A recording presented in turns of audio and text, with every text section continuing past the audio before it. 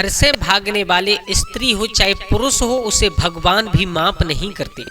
हाँ दोस्तों, जो लड़का या लड़की घर से भाग करके शादी कर लेते हैं, परिवार को छोड़ करके चले जाते हैं, उनको कभी भी भगवान भी माफ नहीं करते। उनको क्या सजा मिलती है, आइए इस वीडियो में जानते हैं।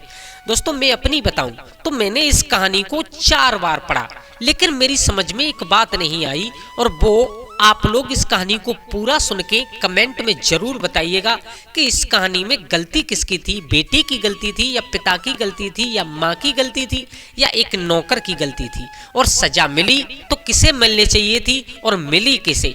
ये बात आपको कमेंट में जरूर बतानी है। बस छोटी सी कहानी है, इस छोटी सी कहानी को पूरा सुन करके जरूर बताइएगा। मेरी समझ में कोई बात नहीं आई है तो स्वागत है आपका एक बार फिर आपके अपने गजब ज्ञान यूट्यूब चैनल में। दोस्तों, अगर चैनल पर नए आए हो तो प्लीज़ चैनल को सब्सक्राइब कर लें, वीडियो को लाइक करें और कमेंट बॉक्स में हर हर महादेव जरूर लिखिएगा। परिवार के साथ में शेयर जरूर करें। आइए आपके समय की कीमत समझते हुए कहानी प्रारंभ करते हैं। दोस्तों, बस मन लगा करके सुनिएगा आप कि प्राचीन कौशल राज्य की राजधानी श्रावस्ती में एक सेठ रहा करता था, और उसके पास धन संपदा की कोई भी कमी नहीं थी, सुख साधनों की कोई भी कमी नहीं थी। उसका परिवार भी उन दिनों के हिसाब से छोटा ही था, और पति पत्नी और पुत्र पुत्री केवल यही 4 लोग रहा करते थे। किसी तरह की कोई चिंता सेठ को नहीं थी, और चिंता करने की जरूरत भी क्या थी, क्योंकि देखभाल करने के लिए नौकर चाकर जो थे, सेठ का ज्यादातर समय धन में वृद्धि करने में, धन बढ़ाने में ही लगा रहता था। मेरे भैया, सेठ की पुत्री बेहद सुंदरी और रूपवान थी। बचपन से उसने पूर्ण आजादी जीने का उसे अवसर मिला था, पूर्ण आजादी में रहा करती थी। मालूम ही नहीं पड़ा कि कब उस बिटिया ने और बचपन को छोड़ करके यौवन की दहली में, यौवन के आंगन में कदम रख लिया है। लेकिन जो सेठ था उसे किसी बात की चिंता नहीं थी। उस सेठ को चिंता हुई, कब हुई? एक दिन जब उस सेठ ने अपनी बेटी को गौर से देखा, तो गौर से देखा तो वो सेठ विचार कर रहा है कि अभी कुछ दिन पहले से मेरी बेटी बालापन में थी और मेरे सामने बाल अवस्था में घूमा करती थी, लेकिन इतनी जल्दी मेरी बेटी यौवन अवस्था में आ गई है, तो माँ बाप का ये धर्म होता है कि इसकी शादी कर ले। अब उस सेठ के घर में किसी बात की कोई कमी तो थी नहीं, तो वो चिंता ज्यादा दिन नहीं रुकी। सेठ ने 1-2 जगह अपनी बेटी के विवाह की बात चलाई, लेकिन अब तो सेठ की बेटी के लिए और हजारों रिश्ते आने लगे। अब सेठ को इस चीज से ज्यादा चिंता नहीं हुई, लेकिन इस कहानी में एक नया मोड़ आया। क्या मोड़ आया? कि सेठ के घर में और कई सारे नौकर थे, नौकरानियां भी थी, और जो उस बेटी का, जो सेठ की बिटिया थी, उसके पर्सनल नौकर थे कि बेटी को किसी भी प्रकार की कोई दिक्कत ना हो। उस बेटी के लिए जो अलग नौकर रखे गए थे, उनमें एक नौकर था जो अभी जवान था, जो वो भी अभी यौवन की दहरी पर कदम ही रख चुका था। देखने में बहुत सुंदर था और वो बेटी के बिल्कुल नजदीक रहा करता था। सेठ को इस बात की बिल्कुल भी खबर नहीं है, लेकिन उधर क्या हुआ है कि सेठ ने और अपनी बिटिया से खबर कराई है कि हम तुम्हारा विवाह करना चाहते हैं। तो बेटी ने इस बात को कहकर के टाल दिया कि अभी इतनी जल्दी। अब सेठ को तो खुशी इस बात से हुई कि मेरी बेटी लज्जावश और आदर्शों का पालन करते हुए और इस बात को कह रही है, चलो 1-2 साल और टाल देते हैं। सेठ ने 1 साल और टाल दिया। अब उस बेटी ने जो अपना जीवन, स्वच्छंद जीवन जिया था, यानी आजाद जीवन जिया था, उसके दिमाग में कुछ अलग चलने लगा। और दोस्तों, ये बात सच है बिल्कुल। आप इस चीज को नोट करके रख लीजिएगा कि स्त्री जिस पुरुष के संपर्क में ज्यादा रहती है, उससे वो अधिक प्रेम करने लगती है। जिसके साथ में ज्यादा संपर्क में रहा करती है, उससे अधिक प्रेम करने लगती है। अब जो नौकर एक तो हष्ट पुष्ट था, देखने में भी बहुत सुंदर था, नौजवान था, और उधर वो बेटी भी नौजवान थी। दोनों की आपस में बातें हो जाती हैं आंखों ही आंखों में। और मेरे भैया, वो पिता सेठ जी तो धन कमाने में रहा करते थे। 4-4, 6-6 दिन उनको दर्शन तक नहीं हो पाते थे। अब उस बिटिया के पास में हर समय वो नौकर रहता था, तो उनका तो संबंध ही कुछ अलग हो गया। क्या अलग हो गया? उनके घर में लंबा चौड़ा मकान था, तो उसमें छुपने की जगह भी बहुत सारी थी। माँ बाप का कोई डर नहीं था। वो बेटी अब इस बात को भूल गई कि मेरा परिवार और मैं किस तरफ जा रहे हैं, बल्कि उसने ये फैसला कर लिया कि ये प्यार ही संसार में सब कुछ होता है। उसने उस नौकर से, यानी अब प्यार समझ करके अपना सर्वस्व न्यौछावर कर दिया उस नौकर के ऊपर। कितना बताएं हम आपको सब कुछ न्यौछावर कर दिया। अब जब 1 साल का समय व्यतीत हुआ तो सेठ ने फिर बेटी के पास में खबर भिजवाई है, बोले बेटी अब हम तुम्हारा विवाह करना चाहते हैं। बेटी ने कहा, बेटी ने भी खबर वापस भिजवा दी, बोले इतनी जल्दी आपको क्या है। लेकिन इतना कह तो दिया सेठ से, लेकिन अब बेटी विचार कर रही है कि इसे हम ज्यादा दिन तक टाल नहीं सकते। चलो पहले पिताजी ने 1 साल की मान ली, अब हो सकता है 1-2 महीने की और मान जाए, लेकिन काम इससे नहीं होगा। क्यों? क्योंकि हम साफ साफ मना भी नहीं कर सकते हैं कि आप हमारा विवाह मत कीजिएगा। क्यों? कि माँ बाप का यह धर्म होता है कि बेटी का विवाह जरूर करना चाहिए। अपने हाथों से जब बेटी जवान हो जाए तो उसके हाथ पीले जरूर कर देने चाहिए। मेरे भैया अब उस बेटी ने विचार किया कि अब तो कुछ ना कुछ जरूर करना चाहिए, तो उसने अपने प्रेमी को यानी उस नौकर को अपने पास में बुला करके कहा है, अब इस प्रकार हम आप कैसे और छुप छुप के मिलते रहेंगे, एक काम कीजिए आप हमारे पिताजी से और अपने संबंध के लिए बातें कीजिएगा। तो वो नौकर डर गया, बोले पागल हो तुम, मैं अपने मालिक के खिलाफ नहीं जा सकता, और न मालिक के सामने खड़े होने की मेरी हैसियत है, न मालिक के सामने बात करने का मुझे कोई तरीका है, न मैं अपने मालिक से आंख मिला सकता। वो लड़की क्रोधित होगी, बोले पागल हो तुम, हमने तुमसे प्यार किया है, सर्वस्व दिया है आपको, और आपको बात तो करनी पड़ेगी। नौकर ने टाल दिया है। जब 2, 4, 6, 8, 10 नौकर ने टाले तो पिता ने फिर खबर कराई, बोले बेटा अब लड़के वाले आपको देखने के लिए आ रहे हैं। तो उसने पिता को जैसे तैसे समझा करके कुछ दिन के लिए और रोक दिया। अब आप कहानी सुन रहे हो तो आप एक एक चीज सुनते जाइएगा, लास्ट में आपको जरूर बताना है कि इसमें कमी किसकी थी, पिता की या बेटी की या माँ की या उस नौकर की, किसकी कमी थी, और उस बेटी को सजा क्या मिली है इसके बदले में। तो दोस्तों पिता को तो 2-4 दिन और रोक दिया, पिताजी रुक गए। पिताजी ने विचार किया ये शादी विवाह का मामला है, ये कोई खेल तो है नहीं, चलो कोई बात नहीं है, बेटी कह रही है तो और कुछ दिन रुक जाते हैं। अब वो रोजाना अपने प्रेमी को यानी उस नौकर को अपने पास में बुला करके समझाती है, बोले मेरे पिता से बात कीजिएगा। वो नौकर कहता है आपके पिता और सेठ हमारे एक नौकर के साथ में अपनी बिटिया का विवाह कभी नहीं करेंगे, वो एक नौकर को और अपना दामाद कभी स्वीकार नहीं कर सकते। लेकिन उस स्त्री के समझ में कोई बात नहीं आ रही, उस लड़की के समझ में कोई बात नहीं आ रही। धीरे धीरे समय निकल गया। अब 1 महीने का समय और व्यतीत हो गया। अब उस सेठ ने कहा है अपनी बेटी से, बेटा अब मैं आपसे आखिरी बार कह रहा हूँ, फाइनल कह रहा हूँ कि कल आपको और लड़के वाले देखने के लिए आ रहे हैं, तैयार रहना आप बिल्कुल। इतना कह करके पिता चला जाता है। अब उस स्त्री ने रात्रि के समय उस नौकर को बुलाया है अपने पास, बहुत रोई और रोने के बाद कहा है कि अब हमें मालूम पड़ गया कि आप कुछ नहीं कहोगे, अब हम कहेंगे उसे आप ध्यान से सुनिएगा। वो नौकर देख रहा है, बोले कहो क्या कहना चाहती हूँ। बोले मेरे पास में बहुत धन है, जेवरात बहुत हैं, इस धन और जेवरात को लेकर के हम और आप यहाँ से चलते हैं, कहीं बाहर जाकर के अपनी जिंदगी बसाएंगे, अपना एक नया संसार प्रारंभ करेंगे। अब उस नौकर के पैर कांप रहे हैं डर से, लेकिन फिर भी उसने हाँ कर दिया। बोले चलो अगर तुम्हारी ज़्यादा इच्छा है, वैसे तो हमारी बात ये है कि आप मान जाओ तो ज़्यादा अच्छा है, लेकिन अगर आप नहीं मानोगे तो फिर जो कहोगे वो करना पड़ेगा। तो मेरे भैया सुबह लड़के वाले लड़की को देखने आने वाले हैं, और उधर रात्रि के समय वो अपने नौकर के साथ यानी अपने प्रेमी के साथ वो स्त्री घर से जो कुछ भी धनमाल था, जेवरात थे, उनको लेकर के निकल जाती है दूसरे शहर में जाकर के अपना आशियाना बना करके रहने लगे। अब इधर क्या हाल है वो हम आपको बाद में बताएंगे, लेकिन वहां गौर करते हैं जहां पर वो लड़की और लड़का दोनों रहने लगे। प्रिय दर्शक बंधुओं, अब आशियाना बना करके ढूंढ करके रहने लगे हैं, लेकिन कहते हैं ना भागने वालों को सजा कुछ ना कुछ जरूर मिलती है। तो धीरे धीरे उनके पास में जो कुछ भी धन था वो खत्म होने के लिए आया है। समय कितना निकल गया, 1 वर्ष का समय निकल गया, और समय निकल गया इतना कि वो स्त्री पति पत्नी के संबंध में रहने लगे हैं, वो स्त्री पुरुष दोनों पति पत्नी के रूप में। तो इतना समय निकल गया कि वो स्त्री के उदर में और गर्भ पलने लगा है।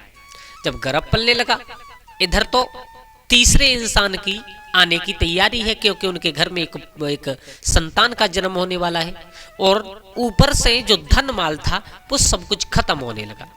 अब उस लड़की ने अपने पति से कहा, बोले एक काम करो, क्या?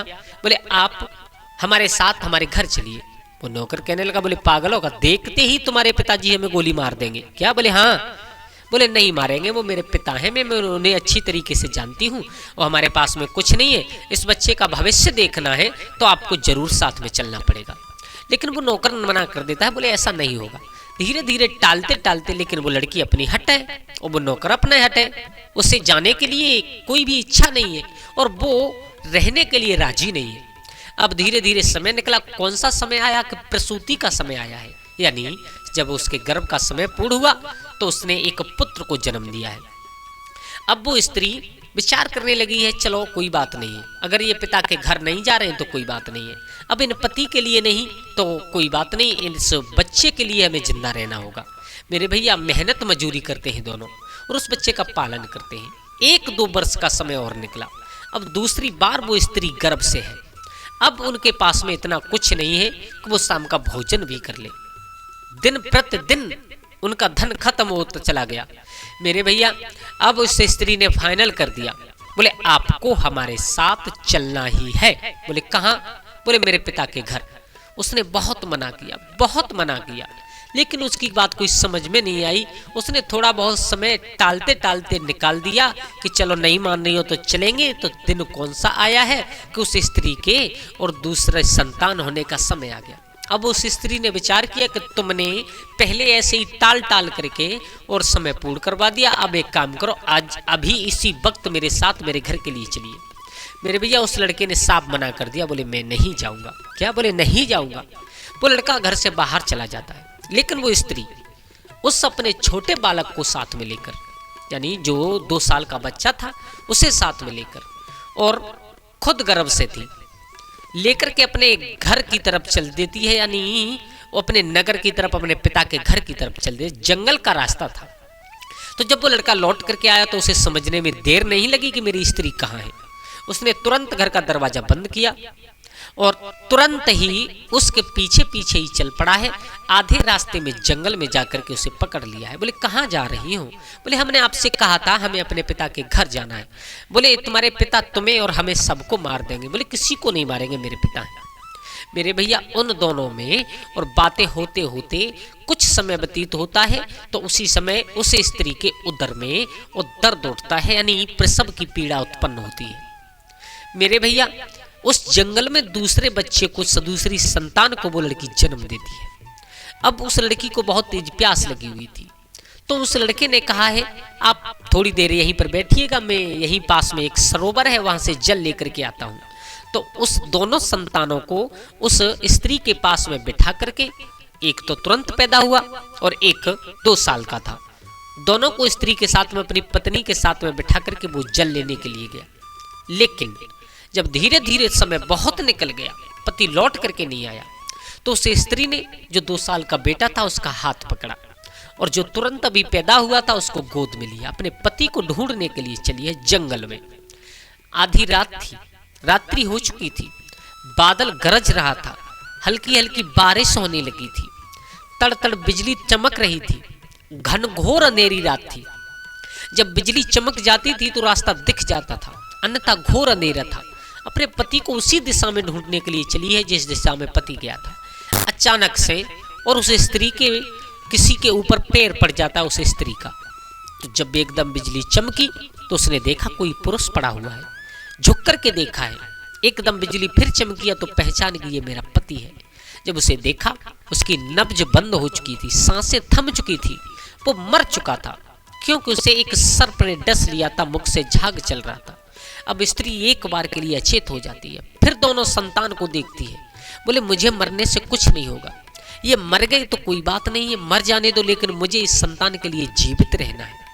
मेरे भैया अब उस पति को वहीं पर छोड़ करके वो स्त्री अपने बच्चों को साथ में लेकर और निकल करके चल देती है अपने घर की तरफ, यानी अपने माँ बाप के पास की तरफ। अब उसे चिंता थी तो केवल इसी बात की कि मेरा भाई, मेरी माँ, मेरे बाप मुझे और अपनाएंगे या नहीं अपनाएंगे।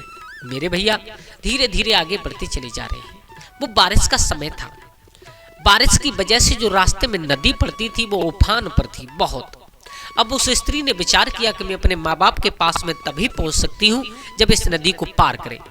तो उसने विचार किया दोनों बच्चों को एक साथ में ले नहीं जा सकती, क्योंकि मेरा शरीर भी दर्द से तड़प रहा है, मेरा शरीर भी दुख रहा है, और दोनों बच्चों को साथ में लेकर के मैं नदी पार नहीं कर सकती हूँ।